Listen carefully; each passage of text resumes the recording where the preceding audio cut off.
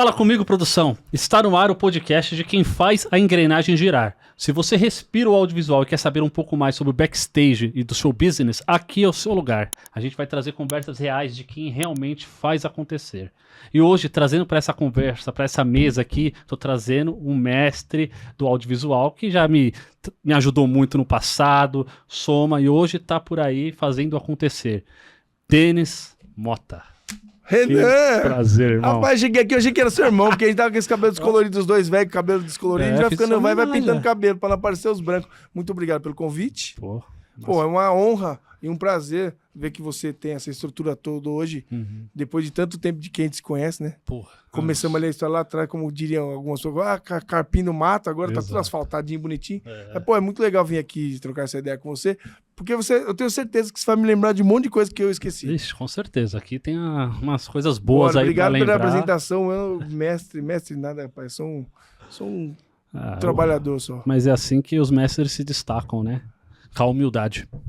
Pode ser. A humildade diz tudo. Pô, Denis, primeira coisa porque eu quis te trazer aqui, né? Por que Te você convidar. quis me trazer aqui? Pelo respeito e pela admiração e como você me tratou na primeira vez que você me viu, cara. Que eu lembro que eu era um molequinho. Pivete, Magrinho, remelento. Sabia nem gravar. Tava lá com Fiz vários BO lá, vários BO lá, e vocês nem sabem, então vai saber hoje. Quanto tempo de profissão você tem? Olha, De audiovisual? a gente tá falando dessa época, era 2010. Então estão uns 16 anos. Eu Eu perdi justamente pra tentar fazer a conta. foi Eu sou péssimo em datas. 2010, 2011 foi esse encontro. Foi numa Expo Music. Expo Music, eu lembro. Talvez no Center Norte, talvez? Não. Foi no Imigrantes. Eu não lembro. Eu lembro que já teve. Mas acho que foi no Center Norte. não Bom, enfim. acho que foi Center Norte. Acho que foi no Center Norte. Tô com certeza. E E foi lá. Cheguei, minduinzinho, né? Que nem eu falo, minduinzinho, sem saber nada. Ouvi a banda tocando lá, falei, eu curtia, um reggae. Eu falei, puta, o Planta tá lá, vou lá. Vou meter o louco, vou pegar uma Priscila, né? Aquele microfone boom, uma câmera. Falou, vou invadir aquilo lá como imprensa. Cheio de razão. Como imprensa, cheio de razão. Fui lá, quem me recebeu foi você. Falou, vem pra dentro, imprensa, né? Não sabia. Tá com a Priscila, vem. Não, porque realmente, né, nessa época, eu sou ruim de data mesmo, mas como é que acontece? Eu venho de gravadora, né? Eu trabalhei comecei em rádio pirata, rádio comunitária, esse negócio todo. Aí eu fui trabalhar muito tempo em gravadora. Eu trabalhei em um monte de gravadora grande. E aí, depois que eu saí de gravadora, eu fui um dos primeiros caras profissionais de gravadora a sair da aba do CNPJ, da corporação de disco, para trabalhar por conta. E eu trabalhava na Universal, e aí eu fui trabalhar direto com os artistas. E aí eu fui trabalhar com o Planta. Pra chegar no Planta aí. Eu trabalhei com um monte de gente, e o Planta era uma banda que eu trabalhava. E, inclusive, eu fui parceiro deles, a gente teve uma certa sociedade ali, eu, o Kiko, o Tupinambá, que na época cuidava da banda. Aí tinha a banda o Zé, o Samamba, o Fernandinho, o Cuio, na época ainda tinha o Cuio. Aí o Juliano, o Juco, o Franja, todo mundo. Então, o que acontece? Eu fui meio que um sócio deles por um período, a gente entrava com trabalho, eles entravam com a banda, a gente fazia essas... E aí a gente participava muito dessas Expo Music mesmo, eu nem sei se ainda tem Expo Music, eu acho não vejo que não tem mais não. E porque o Planta sempre foi uma banda muito reconhecida, e eles são muito gentis, assim, eles são um cara comprometido com o trabalho, sempre foram. E eles tinham muitos parceiros, e eles tinham a Giannini na época, a Yamaha... Eu acho que ainda tem a Giannini. Eu não sei, mas hoje eu tenho contato mais com o Zeider, hoje em dia, mais com amizade, não como trampo. E aí eles tinham a Giannini e a Yamaha. Acho que tinha mais alguma coisa que eu não me lembro agora. Mas alguma coisa assim e você chegou lá. Isso. E tinha uns pocket shows nos stands. Isso, vocês fizeram até acho que um pocket show lá acho com a que gente. nesse lugar que você chegou aí. Foi num pocket show da Yamaha. Que vocês estavam lá, foi onde eu invadi lá, metendo louco, cheio de razão, sem saber nada. Mas o importante é que você registrou tudo, ligou o REC bonitinho, gravou tudo certinho, e daí tem esse registro que ninguém nunca viu. Mais ou menos, né? Se ninguém nunca viu, acho que esse REC nunca foi apertado. 16 anos que o cara trabalha com isso. Tô prometendo a entrega, né? Dia chega. Quem nunca esqueceu de apertar o REC? Que tá na pós-edição. Tá na pós. Ai, que pós demorada, hein? Ô, Denis, mas antes da gente entrar pra essa nossa história um pouco assim, eu acho que é legal o público. A gente fala muito pra galera do audiovisual aqui, né? A galera entender. Mas antes de entender essa parte, quem é o Denis? Eu sei que eu conheço o Denis, assim, eu lembro que o Denis é de O Denis Utinga, é mais louco que você Santo acha. André. O Tinga, Santo Você é de André. Utinga ali, eu já passo bastante. Eu sei onde é o Utinga ali, Avenida do Estado ali, já embica ali. Quem é o Denis de verdade, assim, sem as câmeras? Cara, assim, na verdade, eu na câmera agora, aqui na frente de todo mundo, ou fora delas, eu sou basicamente a mesma pessoa. Eu não tenho dúvida. O que mudou foi minha vida, assim, no sentido de estrutura, de conhecimento, de vivência, tudo. Mas a personalidade minha sempre foi a mesma, cara. Assim, eu sou o mais velho de 3 filhos, tenho pai e mãe vivos ainda, isso é uma benção. Apesar de eu ter sido... Eu falo que eu sou de Utinga, lá de Santo André, que é um bairro de Santo André. Eu não sou nascido em Santo André, eu sou nascido em São Paulo. Eu sou paulistano de nascença. Só que assim, eu nasci em São Paulo, o plano de saúde que atendia era São Paulo. Você nasce lá, só que eu fui criado todo em São Paulo. Assim, eu me considero um andreense, assim, de formação. Porque todo mundo fala, sou de Santo André. Eu nem penso que eu falo que eu sou de São Paulo. Eu moro muito mais tempo já em São Paulo na minha vida hoje, porque eu saí de lá com 18 para 20 anos, assim. 18, 19, uns 20.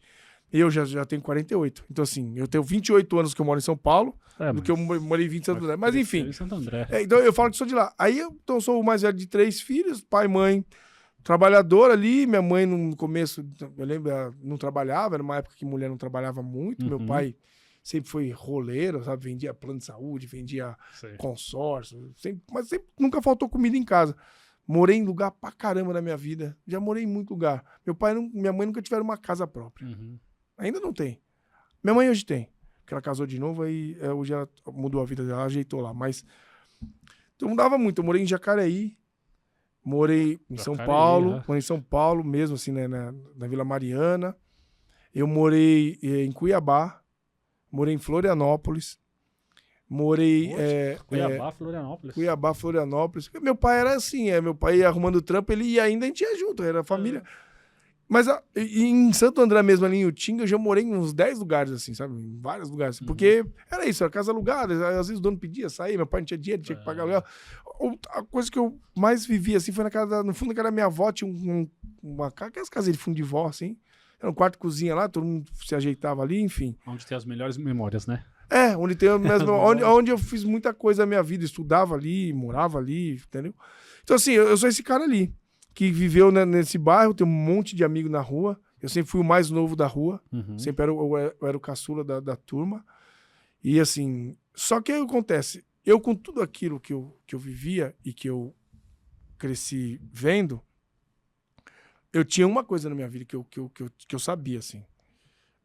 Muito louco, 2 coisas que eu falo assim, eu quero ter um filho. Sim. E eu quero ganhar grana pra sair daqui. Então, assim, eu fui trabalhar muito cedo, eu fui trabalhar com 13 anos de idade. Eu estudava em escola pública, eu sempre estudei em escola pública, eu não sou formado em nada. Eu comecei a fazer faculdade, fiz 2 anos de direito, mas aí tive que parar porque não tinha grana, eu tinha que trabalhar, enfim. Então, assim, eu sabia que eu tinha que trabalhar para mudar minha situação. Sim. O trabalho não tinha outro jeito, eu não era herdeiro. Então, assim, meu pai também não tinha muita condição de dar nenhum estudo melhor. Era um estudo público, mas tudo bem, foi ótimo. Tem um monte de amigos lá, era amigo de todo mundo. Só que eu sempre fui um cara muito comunicativo. Eu sempre fui agregador.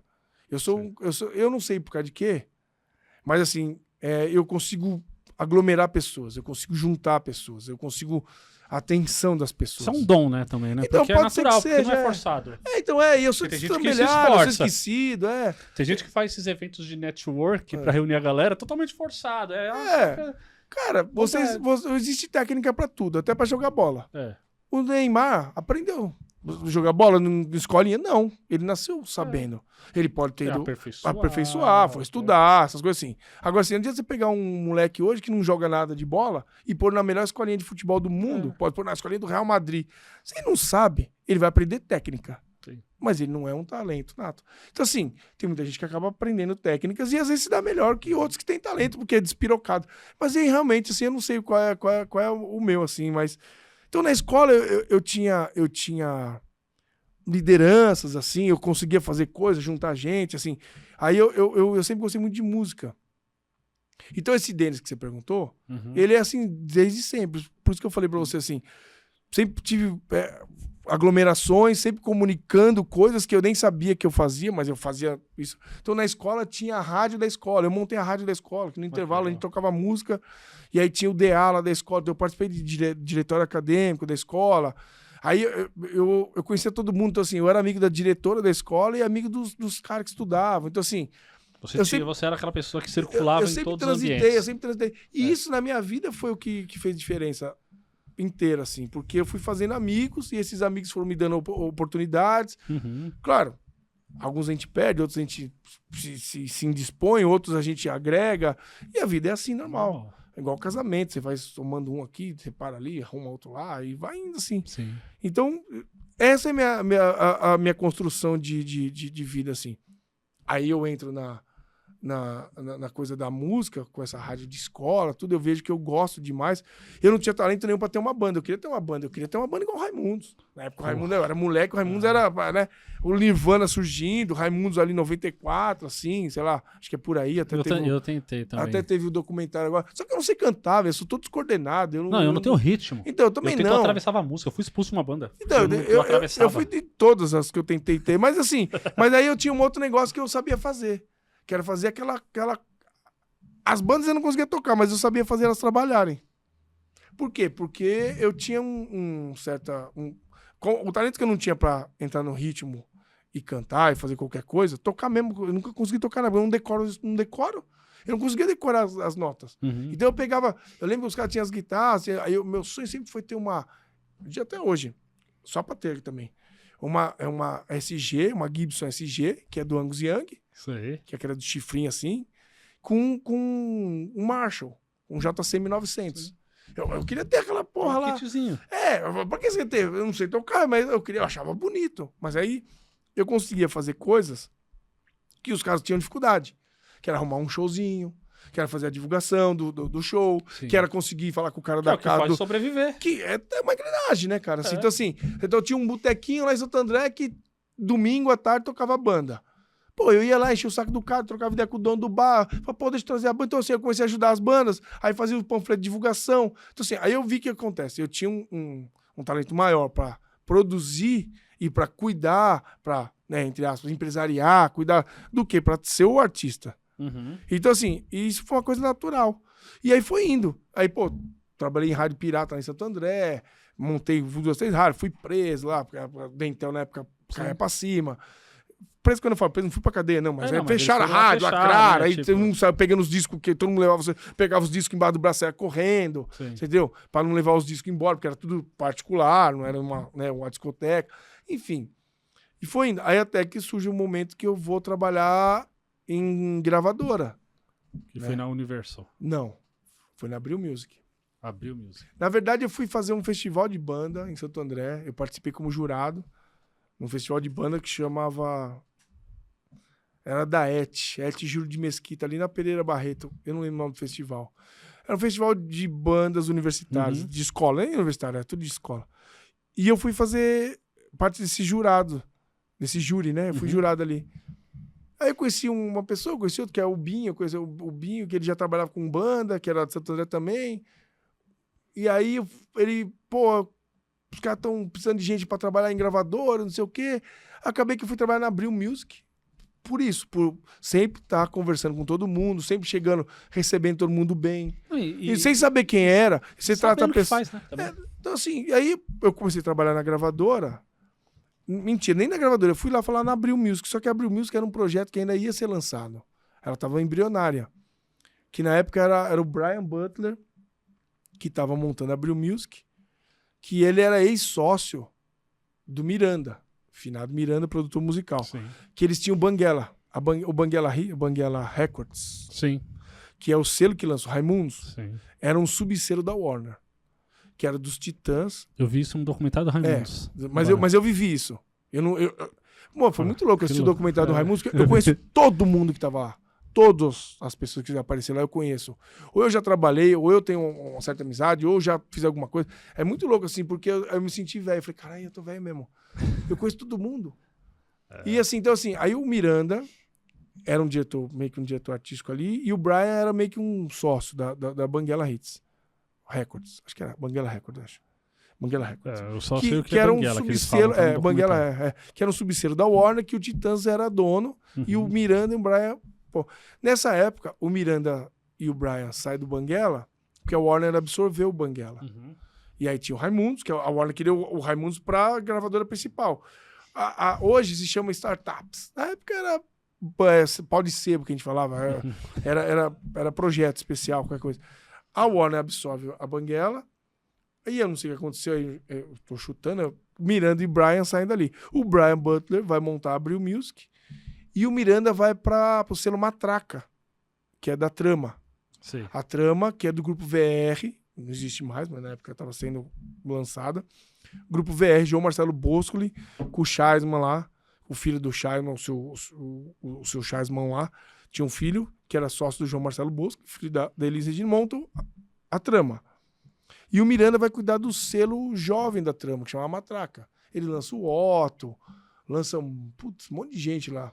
Eu não vou lembrar de cabeça. Coloca a mão, né? Sai alguma coisa, né? Então, e assim, aí eu acabei que eu fui pra Abril. Eu fui pro lado do Brian, mas involuntariamente, fui porque foi oportunidade. Oportunidade de trabalho. Eu faço um festival interno da Abril, enquanto a gravadora não está pronta em atividade, eles gostaram de mim ali, eu fui fazer um festival interno da Abril, que era Abril Music Festival. Eu tenho até o material desse até hoje em algum lugar lá na minha casa, eu tenho uns panfletinhos lá, tudo. E, cara, era um grupo, o grupo Abril já foi muito grande. Hoje ele é menor. Então eles eram do MTV, da TVA, da Listel, das próprias revistas da Abril.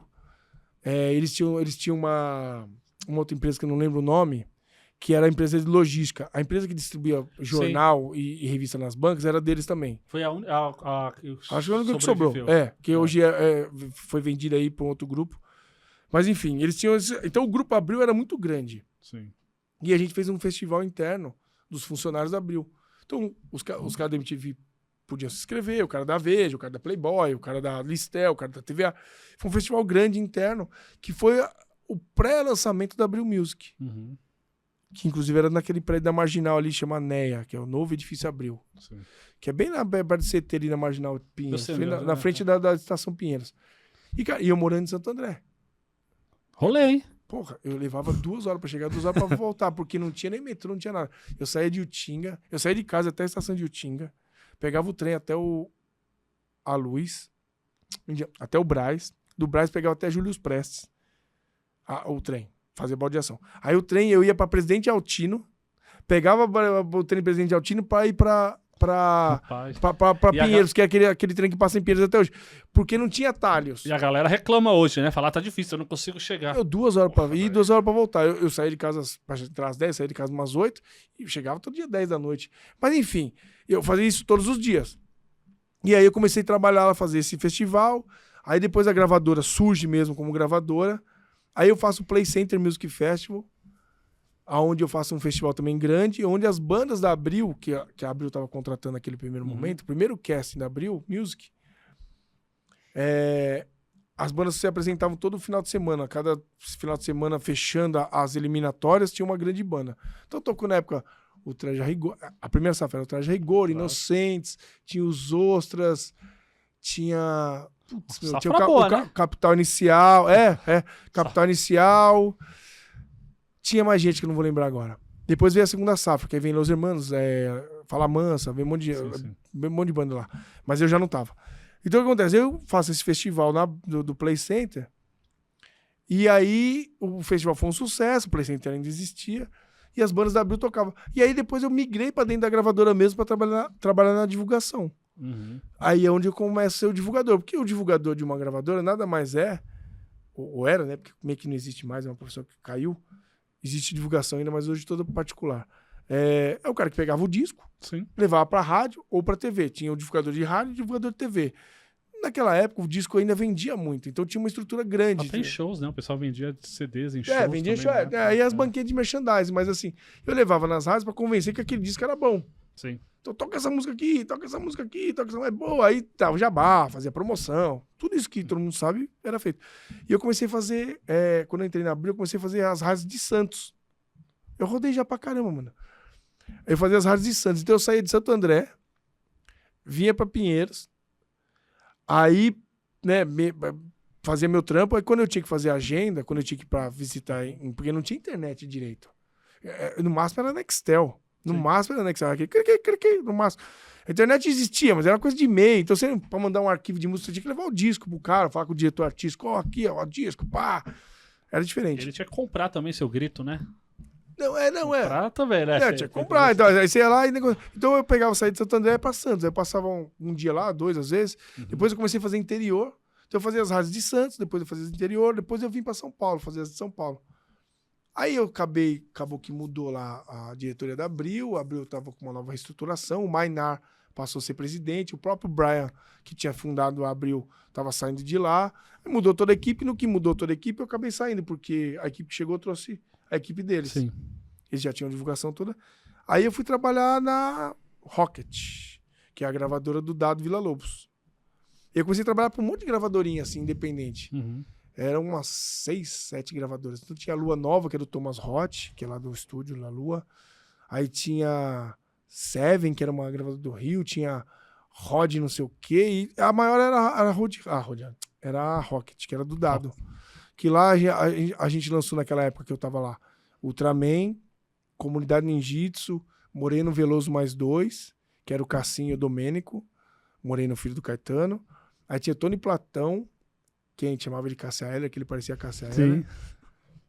Putz, acho que era mais ou menos por aí. Aí eu trabalhei todo esse... Aí eu cuidava da Rocket aqui em São Paulo. Como eles são do Rio, eu cuidava aqui em São Paulo deles.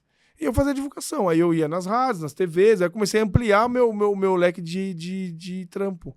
Porque como era uma gravadora menor, não tinha um divulgador para cada área. Sim. Então eu fazia rádio e TV. Então eu comecei a frequentar a TV. Então eu já frequentava as rádios, eu comecei a frequentar a TV. E nisso eu conheço todo mundo, cara. Assim, porque eu era sozinho.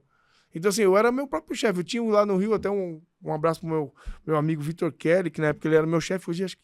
Depois ele foi da Universal, da EMI. Eu nem sei onde ele tá trabalhando. Acho que ele tá na Universal ainda, mas enfim. O Vitor era meu chefe, mas eu que tocava aqui. E, cara, eu fui andando. Então, a minha trajetória vem aí, entendeu? Vai comendo até, pá, chegar. E aí depois eu saí da Rocket, eu fui trabalhar na Universal. Na Universal. Aí eu saí, fui pra Roadrunner, que foi Sun Records. Depois eu volto pra Universal. Rapaz, depois eu volto mesmo.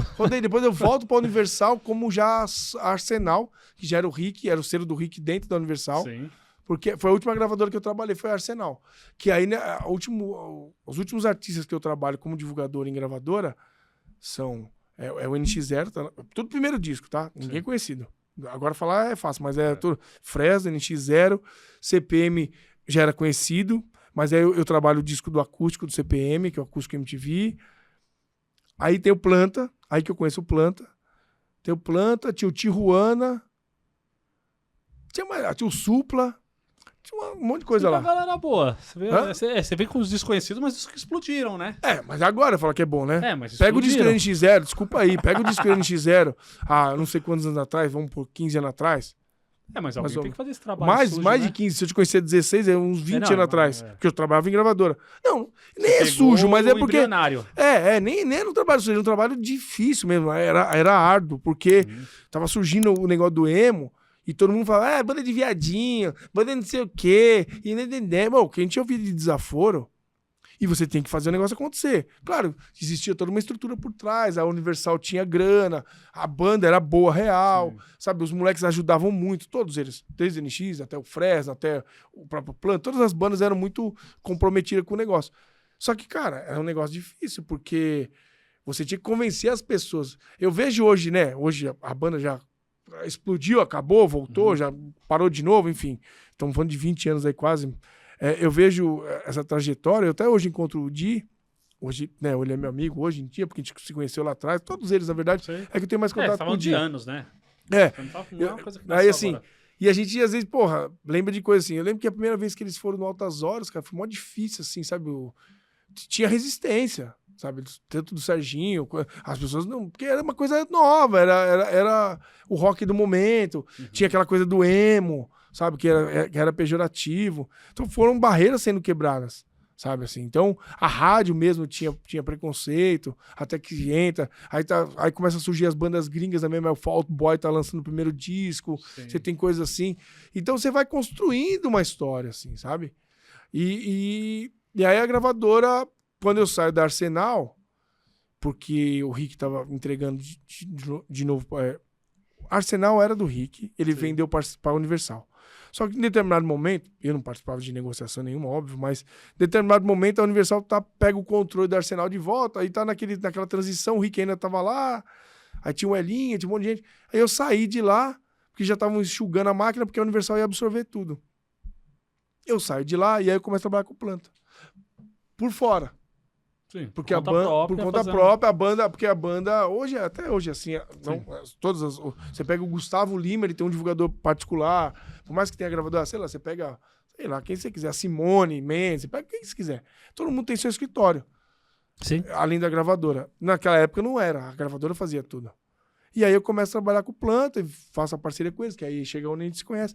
E eu vou trabalhar com um monte de banda. Eu trabalhei com CPM, sabe? Tudo isso por fora. Que eu digo por fora que eles tinham a gravadora, mas eles tinham um escritório. Que era o Ale Ramos, que é de Santos, que tá até hoje com o CPM. Então, assim, eu acompanhei muita coisa. Você tinha quantos anos aí? Eu? Bastante já. Nessa, não, porque, nessa época. Porque pensa assim, você já passou bastante, né? Rodou bastante. Eu tava começando minha carreira, você já era um consolidado, vai. Já era tinha consolidado, nome, você já tinha nome. E eu começando lá, um minduinzinho lá. Eu tinha no mínimo começou 30. cedo, né? Comecei você falou, cedo, né? Eu tinha no mínimo 30. Começou cedo. Eu fiz bastante coisa. E é muito louco, eu não lembro da minha história. Eu vou lembrando quando eu vou contando. Que nem você me perguntou. Você não me perguntou nada. Você fez uma pergunta, eu tô falando que eu não parei até agora. Eu sei que você vai me perguntar tudo isso, eu já tô falando uma vez. Aí, o que acontece?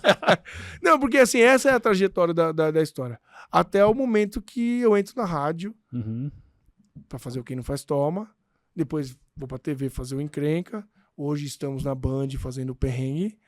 Mas teve uma construção por isso, né? Que pensa assim, eu lembro quando vocês foram pra rádio lá, eu tava lá no começo lá, que eu ainda tava enchendo o saco bastante, eu ia lá nos programas, mas não era nem a Rádio Rock, ela tava com, acho que era a Rádio Fest na época, e vocês já estavam com o programa. Já não era Fest, era só 89, porque era alguma coisa 89, assim. 89 a Rádio Rock, que todo mundo conhece, ela teve um gapzinho de 5 anos ali. Sim. Aonde, por algum motivo, a família lá, que são os donos da rádio, decidiram arrendar, fazer um name rights da rádio pra Nestlé.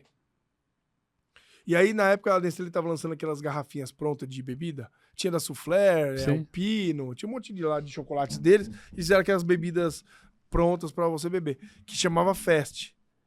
Que era Fest Alpino, Fest Soufflé. Fest... por isso. Aí, por isso que virou Fest 89, que era um name rights da Nestlé. A Nestlé... marketing embutido, nome. A Nestlé... Naquela época fazer isso, a Nestlé... Hoje é super comum. Hoje é mais comum, Então, 89, naquele momento, ela arrenda a rádio pra Fest Nestlé, que vira Fest 89, mas ela não era mais rádio rock. Aí ela passa a tocar o que a Jovem Pan toca, o que a Metropolitana toca, o que as rádios pop tocam. Começa a tocar lá, sei lá, Rihanna, na época, sei lá, Lady Gaga, não sei. Então começou a virar uma rádio pop. Foi a hora que a rádio acaba. Então, não existia mais... né? Só que o contrato era de 5 anos. Acabou o contrato da Fest Nestlé lá, com 89, e a Nestlé não quis renovar. Normal. Era o budget deles, era, sei lá, o planejamento deles, não renovaram. Então, só que a rádio ficou. E aí não era mais Fest 89, aí virou só 89. Só que a gente chama de 89 laranja. Porque era tudo laranja. Não sei se você lembra o logotipo da Fest. Se você quiser depois procurar no Google aí, ou aplicar na imagem. Eu tenho uma foto lá. Você tem uma foto nela laranja? Nela laranja. Não tem aqui, mas eu acho que a gente pode procurar por edição, porque eu lembro que era laranja. Tava o seu Jorge no seu programa, a gente tava tomando uma cerveja Caravelli e era tudo laranja de trás. Assim, então. Porque aí quando eu tava nesse período, nessa transição, que a Nestlé saiu, e até hoje que todo mundo voltou a conhecer de rádio rock, ficamos ali, acho que uns 6, 7, 8 meses ali, trampando por conta. A rádio não era nada, assim, no sentido dela, não era nem Fest, nem 89 Rock, era uma rádio 89. E ela meio que foi sendo desmontada, assim, ficou quase ninguém. Daquela época, você só tem 2 funcionários e é nós. Hoje, depois que a rádio voltou a ser rock, um monte de gente que era da rádio rock voltou. Seus pegos Zé Luiz, um monte de gente, o PH, o Cadu. Sim. Eles voltaram a fazer a rádio rock que hoje todo mundo ouve aí diariamente. Mas nesse período que não era nada, era só 89, só tinha gente de A gente falava que a gente era o único vivo lá dentro. Porque o resto era tudo programação mecânica. Com desanúncio de hora, às vezes gravação de música. E aí a gente volta a fazer coisa ao vivo à noite, que é o Quem Não Faz Toma, que tá no ar até hoje. Vai fazer 14 anos agora em maio. 14 anos, vida longa. 14 anos em maio. Longa. E aí o que aconteceu? A gente teve um período ali que a rádio ia fechar, ia ser arrendada talvez para uma igreja. E aí teve uma história longa que a família entrou em atrito entre eles, porque uma parte queria para arrendar, para a igreja, outra parte não queria. E aí surge o UOL. Tem uma história da Bud, mas é uma história grande que é outra história que eu vi quando você tiver um podcast novo, eu te conto a transição da rádio. Mas assim, e aí o UOL vem e faz um name rights. Só que aí vira o UOL 89, que foi um sucesso. Aí voltou a ser a Rádio Rock. Sim. 89 Rádio Rock. E a gente já tava lá, fazia uns 8 meses, 9 meses. Então a gente, nessa segunda safra de 89, que já vai completar 12 para 13 anos, a gente nós somos os mais velhos lá. Sim. Depois voltou, né? Hoje tem o Zé lá, que já foi lá de trás, tudo, mas se for sem interrupção da volta da rádio, a gente é o programa mais velho. E estamos lá até hoje. E aí, 2 anos depois, tinha a Caravelli como nosso patrocinador. O seu Jorge era sócio da Caravelli. Era o Barão, o Dinho, o Diniz e o seu Jorge. Eles viraram patrocinador da gente, porque eles conheciam lá o Júnior, que é o dono da rádio. Tomei bastante Caravelli. Eu tomava muito. Fazia o programa doidão, era mó bom. Fazia à noite, a gente só fazia de quarta à noite. A gente assistia o jogo. O programa, o Quem Não Faz Toma era depois do jogo de quarta. É isso que eu tô pra te perguntar também, porque eu lembro que era depois do jogo, tanto que o nome Quem Não Faz Toma, né? Depois ele teve uma repaginada. Eu lembro até que vocês chegaram a fazer radionovela, tinha uma parada. Fizemos radionovela, a gente resgatou radionovela. Fizeram várias paradas que ninguém tava fazendo. A gente tem umas 10 radionovelas gravadas. Se você entrar no YouTube, colocar Quem Não Faz Toma, vai ter as radionovelas lá. Sim. Então tem lá, tão perto do amor, tão longe do sei o quê. Tem um monte de nome, eu não lembro os nomes. E a gente fez umas 10 radionovelas, a gente resgatou essa coisa de radionovela, assim. E hoje, o Quem Não Faz Toma, ele tá voltado pra que tipo de entretenimento? O que vocês abordam hoje? A gente não mudou. Não? A gente é a mesma coisa. A gente mudou a estética de programa de futebol. Entendi. Então, assim, o programa de futebol antes, e todos, tá? Quem falar alguma coisa contrária, tá mentindo, e a gente tem como provar, e também estamos aqui pra disputar nada com ninguém, mas assim, todos os programas de rádio e televisão de futebol falavam de futebol. Sim. A gente entrou com uma ideia de fazer um programa de entretenimento que falava de futebol. Sim, isso. Então, assim, era leve, né? O que mais interessava pra gente era falar assim, vamos dizer, hoje o Neymar. Se o Neymar vai se recuperar, se ele tá jogando pôquer, ou se ele tá jogando videogame, ou se ele tá treinando no Santos. Se o Vini Júnior tá pegando a Virgínia mesmo, ou se ele tá com uma amante nova. Então, assim, a gente falava de futebol, falava o resultado, falava o que tá acontecendo. Puta, o Diniz agora assumiu o Corinthians. Mas sempre com umas piadas. Tô traduzindo pra hoje o que aconteceu na época. Então, a gente não chegava lá, o Diniz é um cara que trabalha no 4-4-2, ele faz o esquema do saída de bola tocando, porque o lateral dele tem que voltar pra ajudar a marcar, que era o que os programas de futebol faziam. Todos. Sim. A gente... Ainda faz, né? Muitos não faz, mas assim, a gente criou essa personalidade de colocar um tipo de humor mais comum. Eu assisto novela, eu gosto de novela. Na época eu tava lançando uma Avenida Brasil pela primeira vez, agora tá reprisando, mas era o lançamento. Então eu assistia não tô sacanagem, eu assistia todo dia a Avenida Brasil. Carminha, e a gente e aí tinha o Divino Futebol Clube, que era o time da novela, que o Tufão jogava, era o dono, tinha o Cauã Raymond. Então, eu falava de novela todos os dias. Sim. Cara, totalmente diferente, no meio de um programa. Ninguém fala. Então, assim, a gente acabou trazendo muita mulher pra ouvir o programa, coisa que as mulheres não gostavam de ouvir programa de futebol, mas mulher gosta de futebol. Só que ela não tem saco pra ficar ouvindo esquema tático e um monte de homem brigando. É coisa técnica. Cada um com a sua razão. A gente passava pelo assunto e até hoje a gente fala. Eu falo de Três Graças, eu falo de Big Brother, eu falo de fofoca, eu falo da Virgínia, e a gente fala que o Diniz assumiu o Corinthians, que o Neymar tem uma dívida de 90 milhões, o Santos, né, tem uma dívida de 90 milhões com o Neymar. A gente continua falando, mas a gente não vai discutir se o Neymar tá fazendo um tratamento por ligamento cruzado, ou então assim, né? E aí os programas de futebol todos percebendo isso, foram se adaptando, e hoje a maioria é assim. Eles trouxeram a leveza e o entretenimento para dentro do futebol, falam de novela. Nenhum programa... Ninguém vai falar o contrário. Nenhum programa fala de novela. de futebol. Nos seus programas de fofoca. Então a gente foi criando essa... E a gente é assim até hoje, porque o assunto não acaba. Futebol e novela tem todo dia. Fofoca nem se fala. Sim. Então o que acontece? Tanto que você... Vamos chegar. Então assim, então o que acontece? A gente continua fazendo a mesma coisa. Claro, a gente tá mais velho, mais rabugento, aí tem menos paciência pra algumas coisas. O mundo mudou, você entendeu? A gente sacaneava de um jeito diferente há 14 anos atrás, hoje é outro. Pô, já não... Então assim, a gente foi se adaptando, a gente foi evoluindo.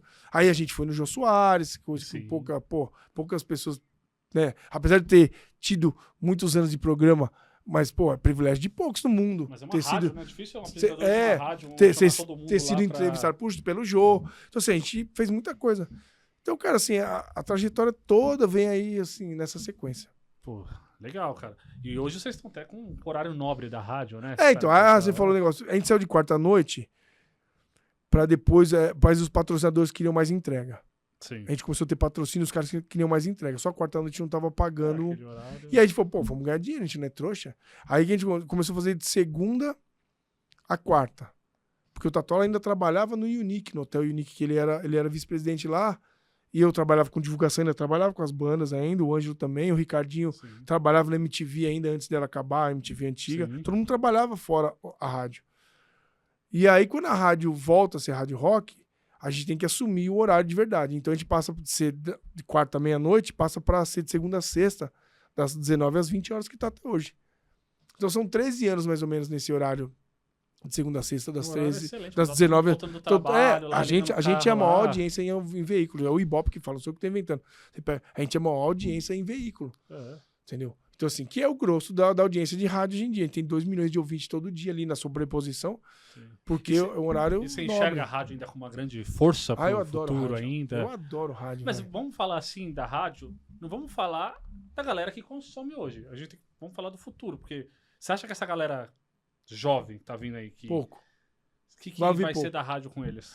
Cara, assim, eu acho assim que eu posso quase que afirmar que existe um processo natural de você ficar com preguiça das coisas. A gente vai ficando preguiçoso. Então você já não tem mais aquele gás pra trabalhar que você tinha, você já não quer brigar por mais coisas que às vezes você brigava. Se foda, deixa esse negócio aí, não vou ficar me expondo com esse negócio. Você vai recuando em coisas. Por que eu tô falando isso? Para responder o que você me perguntou. A rádio hoje, ela é um veículo ainda muito viável. Existe uma tendência, assim como a TV, das pessoas ouvirem muito podcasts, streaming, plataformas como... Não deixa de ser um podcast, seu programa não deixa de ser um podcast. Não deixa de ser um podcast. Mas por dia. Mas é aí que tá. Mas existe uma acomodação, existe uma... Como é que me fugiu a palavra? Existe uma... Não é prática, um hábito. Esse é a palavra. Existe um hábito hoje da geração nova de ver e ouvir as coisas quando eles querem. Sim. Ninguém mais chega assim e fala assim, putz, eu vou ligar na rádio 7 da noite porque vai ter o programa. Por mais que esse programa, depois ele fique disponibilizado no YouTube, a gente tem uma audiência grande no YouTube dos programas. Se eu entrar agora no programa de ontem, vai ter lá, sei lá, eu não sei quanto, 2.000 pessoas ouviram o programa pelo YouTube. Mas não é que ouviram ao vivo, ouviram no YouTube. Tava lá, depois ouviram. Não é nem que tava lá, não tava.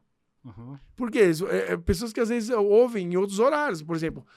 Porque é um hábito do novo tempo. Então o cara às vezes está indo trabalhar de manhã, sai para, sei lá, 8 da manhã para trabalhar, ele põe lá no YouTube ou no Spotify, que a gente também põe o programa lá, e por lá, quem não faz toma do dia, você vai ouvir o dia anterior, óbvio. Então ele vai ouvir o de ontem à noite. Ele põe, ele vai ouvindo no trampo, para ir pro trampo vai ouvindo. Mas assim, o hábito de assistir e ver coisas naquele determinado momento tá se perdendo. Sim. Mas aí vem a preguiça. E a coisa que eu tava falando, a gente vai ficando mais velho. Chega uma hora, você vai ficando cansado de ficar fazendo sua playlist pra você ouvir suas músicas. Você quer ouvir o que o rádio tá te oferecendo. Chega uma hora que você quer ouvir uma opinião.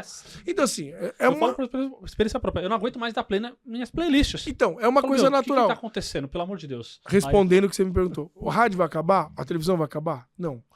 Vai existir uma diminuição de share, né? De volume de audiência. Mas... naturalmente, quem é muito jovem hoje e ouve a playlist, ouve a coisa gravada, ouve a coisa num podcast, né, numa plataforma, com o tempo ele vai ficando com preguiça e ele vai criando hábitos. Sim. E aí ele volta para quem entrega pronto. Então, assim, o entregar pronto nada mais é que uma preguiça que você tem de você produzir sua coisa. Porque eu gosto de rock, então você vai lá e faz uma playlist de rock. Só que daqui a pouco você tá saco cheio. E quem vai te oferecer uma coisa nova é quem tá lá trabalhando para isso. Procurando, pesquisando. Que é alguém que trabalha na rádio, que é alguém que trabalha na televisão, que é alguém que trabalha numa plataforma, num podcast. Então você trabalha para entregar conteúdo para as pessoas. Só que chega uma hora a pessoa vai se acostumando e então assim, vai existir uma acomodação, não vai acabar. Então, porque a gente produz o que você tem preguiça de fazer depois de um tempo. E pelo que eu entendi, então, é ondas. São ondas. Você são tá acomodações, assim, são ondas. São ondas. Pode dizer assim. Ondas, né? Dá pra colocar. Diminuiu, né? O volume diminuiu. A TV é assim. A gente, quando entrou na TV, a gente tinha um share no domingo à noite de, no mínimo, 60, 70, 65. Sim. Hoje o share é 48, 50. O que é o share? É o volume de gente assistindo televisão naquele momento. Sim. Então você pega o Ibope, assim...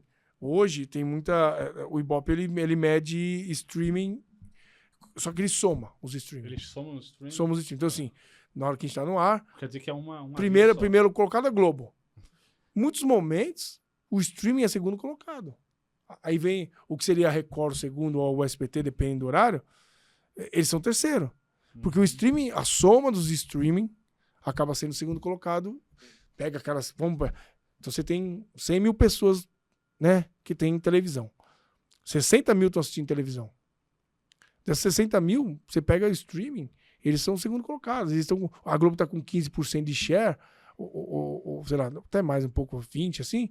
O streaming está com 15%, 13%. Aí você vai diminuindo para todo mundo. Então, assim, você vai somando os 60%, divide os 100%, os 60%, fica 20% com a Globo, 15% com o streaming, o resto divide para os outros, entendeu? Então, assim... existe uma troca, mas não vai acabar, cara, porque existe essa coisa que a gente falou das ondas. São culturas diferentes, como a pessoa já vem, ela vai assistir, mas... O cinema, já falaram que ia acabar, o vinil tá voltando agora. Voltando agora não, já faz alguns anos. Tipo assim, faturou mais de $1 bilhão no ano passado, cara, mais de $1 bilhão. Eu tenho vitrola, tenho um monte de vinil. Eu fui na casa da minha avó. Vai pegar os Roberto Carlos tudo dela lá. Cara, eu me surpreendi quando eu cheguei na sala, quando eu abri o armário dela, o que ela tem de vinil. E deve ter um monte de raridade lá, cara. Eu falo, cara, o que é isso aqui? Eu comecei a puxar umas raridades. Vai ter uns Altemar Dutra, uns Lindomar Castilho. Não, e um monte de vinil de novela. Trilha de novela é demais. Ela eu tenho um monte de coisa. Eu falei, novela, não sei o que, novela. Eu falei, caraca, velho, olha isso aqui. Aí eu falei, cadê seu vinil? Ela falou, não tenho. A vitrola. A vitrola. Eu falei, mas ela falou, eu tinha, porque antigamente, quando quebrava a agulha, chegou uma época que entrou num limbo, né? Você não conseguia arrumar, você não achava. Hoje ficou fácil de novo, hoje tá tudo aí. Porque tem uma geração de aparelhos novos, né? Então, quando surgiu essa geração de aparelhos novos, aí já surgiu as agulhas, as peças pra isso. Porque a sua avó devia ter aqueles trambolhos, aqueles 3-1, aquela gigante, pesada, aquelas caixas de madeira que pesavam 1 tonelada cada uma. Só sobrou os vinis lá. Mas pega os vinis da véia, põe uma vitrolinha pra você. Tô tentando. Não quer liberar, não? Nossa, tava pegada com aquilo. Tava pegada, eu fiz até um vídeo, tava até com meu irmão. Meu irmão, ele tem 19 anos. Pergunta se ele sabia o que era aquilo. Não sabia, né? Eu falei, não, vinil aqui, ó. Só que ele. Nossa, como toca isso? Como toca isso? Como isso faz som? Aí ele via as capas, né? Que os pessoas faziam umas capas bem diferentes, né? A capa vendia disco pra caramba. Ele falava assim pra mim, eu falei, deixa aí, meu. A capa vendia muito disco. As capas eram bem elaboradas. Muita gente comprava o disco por causa da capa. Depois ia ver se prestava. E tem uns que ela tem até tanto plastiquinho ainda. Não, tem que ter, pô. Eu falei, meu Deus do céu. Eu tenho minhas coisas tudo bem cuidadas. Não, demais. Me conta mais alguma coisa. Não, eu tô aqui, eu quero saber de você. Eu não vou contar nada. Outra coisa. A gente... Eu tenho um caos nosso, que a gente tava fazendo um trabalho numa NBA House. Ali você já tava trabalhando pra televisão. Tava. Que era o perrengue. Que é o perrengue na Band, que é domingo 8 da noite. Isso. E eu não estava nesse dia, mas um antigo sócio meu te encontrou lá, você trocando de roupa. O Samuel, tava no banheiro. Samuca, Samuca. Me explica um pouco. O que é? O que a gente tava fazendo no banheiro? Não posso contar. Essa daí eu vou deixar pros bastidores. Mas, porque eu vejo que o Perrengue na Band hoje é um programa que você... Esse domingo eu vi você de Axl Rose. Porra, eu fiz cada sábado. Nossa. É difícil pagar boleto, pessoal. Os boletos chegam para da porta. Esse é o recente, mas eu já vi você de várias outras. Já me vesti de guerreiras do K-pop. O que é o Perrengue na Band? Como que nasceu? Por qual que é o intuito? Porque, cara, é um programa legal, é diferente. Cara, é um programa de que você dá vídeo. risada de verdade. É um programa de vídeo, um programa de humor, assim, só que é um humor sem muita piada, porque a gente não é humorista no sentido de imitação ou de fazer texto de piada. A gente fala que a gente é bem humorado. Surge o Encrenca, quando a gente tinha lá o programa Quem Não Faz Toma. Não tem, né? Mas quando a gente tava lá no Quem Não Faz Toma, o Dinho e o Barão eram amigo do Marcelo Carvalho, que era o ex-dono da RTV, junto com a Milcari. Sim. Na época era casado com a Luciana Gimenez ainda. O Lucas ouvia muito o programa, falou pra ele em algum momento, tem uns caras engraçados ali, pá. O Lucas ainda era moleque, morava aqui, hoje nem mora mais. O Lucas Jagger. Aí, o que acontece? O Barão e o Dinho apresentam a gente pro Marcelo, a gente vai fazer o Encrenca. Quando a gente chega na RTV, o Marcelo fala pra gente assim, pô, tem um espaço aqui, papapá, domingo à noite, pá. Vocês têm um programa que eu já ouvi, já tive muita recomendação, o Dinho e o Barão também indicaram vocês, o que vocês querem? Bom, beleza, tá. E aí ele tinha ele era um órfão, e ele era uma viúva, palavra viúva, não é órfão, uma viúva do Pânico. Porque o Pânico começou lá, como TV, né? Fez o sucesso que fez, o Pânico é uma referência no humor no Brasil, Sim. Goste ou não, mas eles foram uma referência, eles mudaram muito o jeito de fazer humor no Brasil, na televisão. E aí ele tinha ele era viúva, porque os caras tinham saído de lá, inclusive, pra ir pra Band. Sim. E tinha esse buraco lá. E a gente falou, a gente não é igual o Pânico. Nem em personalidade, nem em talento. Nem quero ser. Nem nunca foi nossa intenção. Se alguém que pedir... Pô, o Carioca, um dos maiores imitadores que tem do país é o Carioca. Você entendeu? Então, deixa eu te cortar, só uma coisa, um raciocínio, que agora eu me lembrei de uma frase que você me soltou aí em 2020. Meu, como é que você lembra essas coisas, velho? Porque você falou, agora foi um gancho. Você falou assim, o Pânico, eu não sou que nem o Pânico, nós somos nós. Você lembra uma vez que você sempre foi assediado por bandas novas, pequenas bandas que veio querendo fazer ascensão. E a gente estava numa feira lá com a Rode Microfones, e os caras falaram, você toca o quê? Ele falou, eu toco estilo NX0. Aí ele faz, eu lembro até hoje a frase que você soltou, do meu lado. O cara da banda? Essa banda fez sucesso ou não? Ai, graças a Deus. Se o cara tivesse feito isso, tá vendo, seu otário? Porque... Ele falou, não, eu não quero ouvir o tipo NX0. Se eu quero ouvir o tipo NX0, eu escuto o NX0. É claro. Eu quero uma coisa autêntica, nova. É claro. É o que você falou agora do seu programa. Eu não sou um Pânico. O tipo é tipo. Agora a moda é sabor, né? Agora é sabor NX0, sabor Pânico. Não, porra, eu vou pegar o original. Pra que eu vou pegar a cópia? Eu preciso de alguém que me traga coisa nova. E então a gente não tem a mesma personalidade, tipo de humor e talentos que o Pânico tinha. Aí o Marcelo, quando contratou, ele queria alguma coisa desse tipo. Porque vamos fazer uma coisa meio Jackass, vamos pôr umas gostosas. A gente falou, Marcelo, então não liga pra outros caras, velho, não é pra nós. A gente tem uma proposta de fazer um programa assim, mais pra família, mais besta. A gente se zoa entre a gente não fica tirando sarro dos outros. Vou pegar, gorda, viado, mendigo, sabe? Pegar todos os estereótipos e fazer sacanagem que eles faziam, porque é a personalidade deles, cara, não é a gente. E se você quer outro Pânico, deve ter um monte de gente aí que faz o que você tá procurando. A gente faz isso. Beleza, vamos testar. Fizemos um contrato de 1 ano. E nisso, tava aquela coisa dos vídeos surgindo, como um meme. E a gente já tinha vídeo cacetado. Né? Já tinha vídeo cacetado. Vídeo cacetado é uma coisa antiga. Era um vídeo cacetado, modernizado. E a gente começou a pegar coisas engraçadas, fazer curadoria, montar. Tinha um cara que trabalha com a gente, o Tadeu, que era o cara que mais incentivou a gente a fazer isso. Ele trazia muita ideia. A gente começou a pôr gags, né, que são essas vinhetas, não sei o quê. Começou a montar um monte de coisa.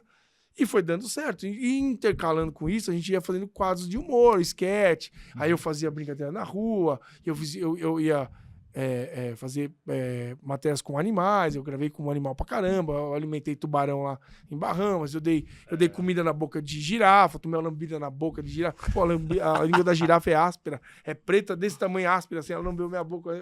Ela foi pegar a comida, ela passou e lambeu tudo. Então assim, eu já lavei, já escovei o leão. Aí eu fui fazer uma coisa, o Ângelo fazia o Preto Velho, fazia não sei o que lá, o Ricardinho ia fazer a escolinha lá da professora Marisa. Dentro dos vídeos ia tendo os quadros de humor. Na época tinha o Biscuit, que fazia lá um bêbado, não sei o que. Então o vídeo ele é uma produção inesgotável, porque todo mundo tem celular, todo mundo grava, e todo mundo quer ser... Aí tem os Zé Graça, né, que a gente chama, que é os caras que forçam a fazer a graça, tem os caras que realmente é engraçado, tem os caras que é um acidente, é um tombo. E a gente foi compilando tudo isso. E até hoje tá assim. Então é um programa que a gente nunca teve um processo, zero, em 14 anos de televisão que a gente vai fazer agora. Não, 13. Um programa de humor que nunca tomou ao processo. Ao vivo. Porque gravado você fala, falei merda. Tira. É ao vivo. A gente nunca fez um programa gravado. A não ser de Natal. Será que a gente grava? Porque mas nunca teve um. Então, assim, a gente nunca tomou um processo. Porque a gente realmente toma esse cuidado.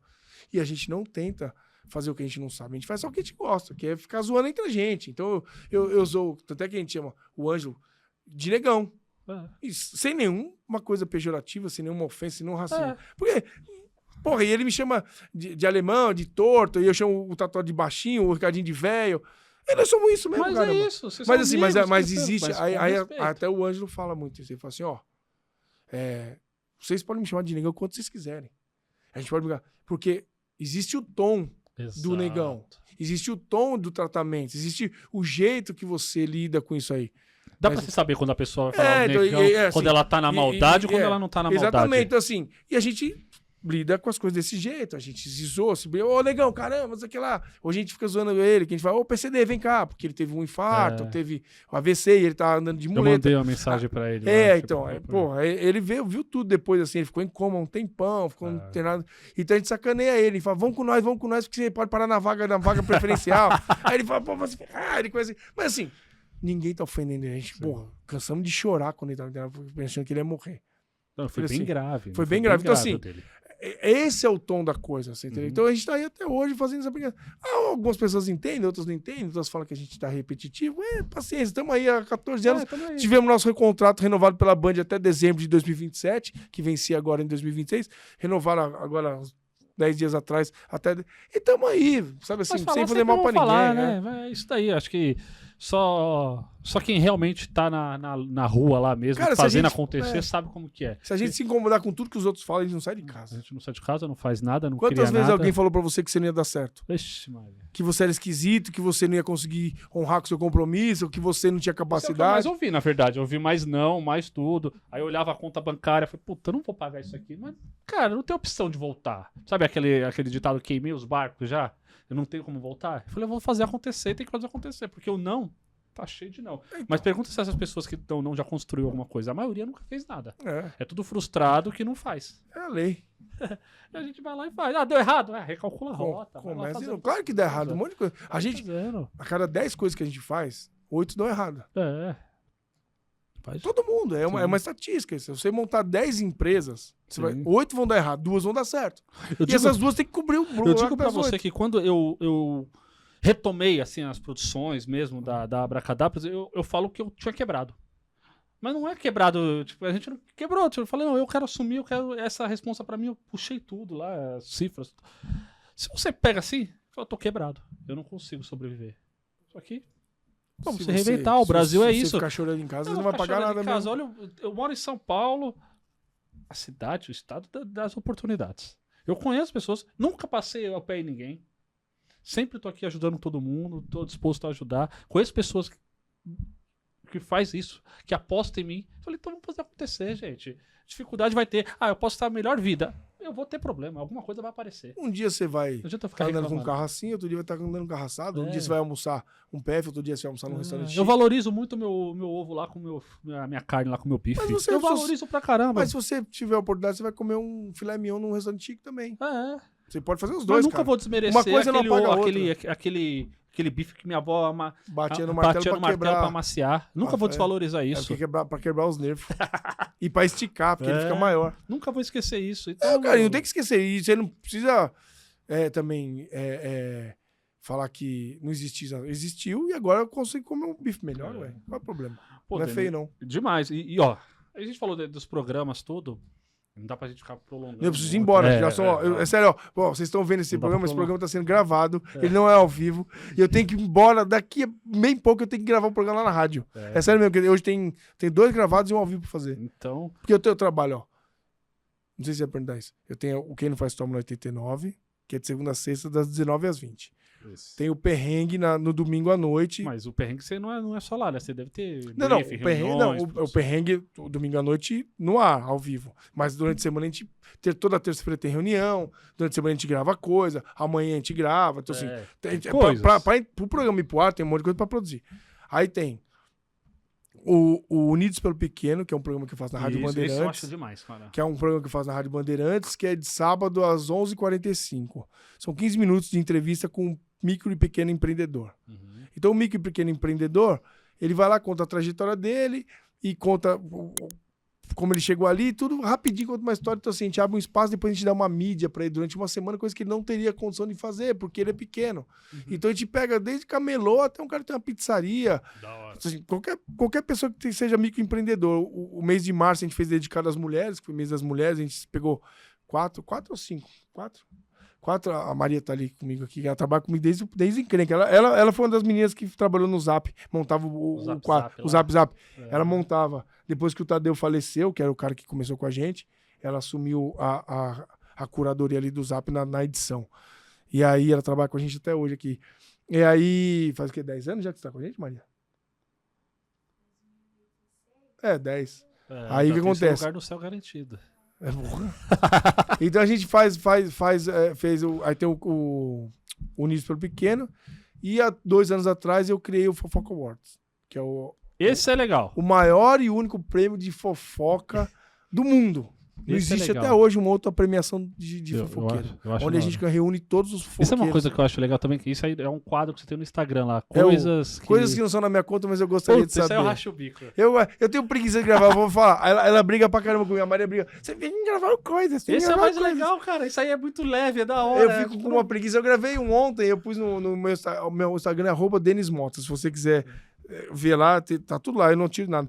Então, assim, mas fofoca é uma coisa que movimenta o planeta, né? Exato. Todo mundo gosta de fofoca. Seja a fofoca da firma, fofoca de famoso, a fofoca do vizinho, qualquer tipo de fofoca de jogador, todo mundo gosta. E aí eu criei esse prêmio, aí junto com aquele, com o Lalo, a gente estruturou aquela Gimenez, que é da Record, e o Lalo Amaral, que era da MTV, fazia o Rock Go, fazia o VMB lá. A gente estruturou junto com uma equipe que tem a Amanda, tem a Bia, tem um monte de gente. E a gente fez já 2 edições, esse ano vai ter a terceira, 16 de setembro. Vai ser no Cine Joia. O ano passado foi no Cine Clube Cortina, que é ali no centro. Esse ano a gente vai... Cine Joia é perto da Liberdade, né? Na Liberdade. É uma casa maior, a gente vai fazer para mais convidados. E, cara, os caras ficam loucos. Se você procurar aí Fofoca Awards, o Léo Dias já ganhou 2 vezes como melhor fofoqueiro do ano. Ano passado a homenageada foi a Sônia Abrão. No primeiro ano foi o Leão Lobo. Esse ano vai ser o Nelson Rubens, o homenageado que tem a língua de ouro. Esses caras são tudo famosos mesmo, porque falou em fofoca, todo mundo sabe esses nomes. Todo mundo sabe, cara. Pô, a gente teve o ano passado na entrega do prêmio. Entregando o prêmio tava a Márcia Sensitiva, o Naldo, tava o Gotino. O Naldo. O Gotino, aí tinha o Scapini, que era um cara menos conhecido, tava o Chico Barney. Porra, quem mais? Tinha lá a Roberta Miranda. Olha. Entregando prêmio pros caras. São 8 categorias. É uma loucura esse Fofoca Awards. Esse Fofoca Awards consome minha saúde e meu juízo todinho. Eu não sei porque eu fiz esse negócio, mas tá dando certo. É isso. Eu preciso ir embora, desculpa. Não. Eu sei, é que eu falo pra caramba. Já tá mais de 1 hora falando. Eu falando, né? Você não. O intuito é esse, né? É que eu sabia que você ia me perguntar e já fui falando tudo. Isso, E ainda tinha muita coisa pra perguntar, mas não dá tempo. Não dá tempo, eu preciso ir embora de verdade. Não é mau gosto, não. No 2.0 a gente marca aí, você vem com calma e a gente fala. Tá bom. Mas é isso, gente. Esse podcast, a ideia é essa. A gente sempre traz conversas reais mesmo. O Denis aqui trouxe a história da vida dele toda, desde a época de molecão aí, das rádios piratas até... Rádio comunitária. Mas você falou das piratas também. Não, o pessoal chama de pirata. Eu falo pirata pra todo mundo entender. Como rádio comunitária, desde as rádios comunitárias, depois suas passagens pelas gravadoras, depois bandas, depois programa de televisão. Aí foi pro Fofocalizando não. Fofoca Awards. Fofoca Awards. É o prêmio fofoqueiro. É isso, é a história de quem realmente faz acontecer. Quem tá lá colocando e sabe que a vida não é fácil, faz o dia, escreve a própria história e vai pra trás. Denis. Obrigado, de verdade. Obrigado, eu fico muito feliz em ver toda essa estrutura da sua produtora hoje. Eu sei quanto você ralou e quanto você é um cara bacana, e por isso que você cresceu sem fazer mal pra ninguém. Pelo contrário, só ajudando todo mundo. O intuito é esse estúdio aqui, muito bem montado, um equipamento de primeira, recebendo seus amigos, trocando ideia. e a Abracadabra Produções, assim Isso, fala? Abracadabra. Abracadabra. É isso aí. Tá estourando aí todo lugar que fala de evento corporativo, evento grande, evento de todo do jeito. Eu sei que você tá sempre presente por causa da sua competência e sua humildade. E eu gostei, eu já achei que só se chamava Fala Comigo, Fala Comigo Produção. É isso aí. É tipo no Fala Comigo Produção. É exatamente. Fala comigo, produção. Porra. É o podcast do audiovisual. Cadê o artista? Cadê a van? Cadê o Dan? Vai entrar aí Não no apareceu ar. ainda. É isso, gente. Obrigado. Obrigado.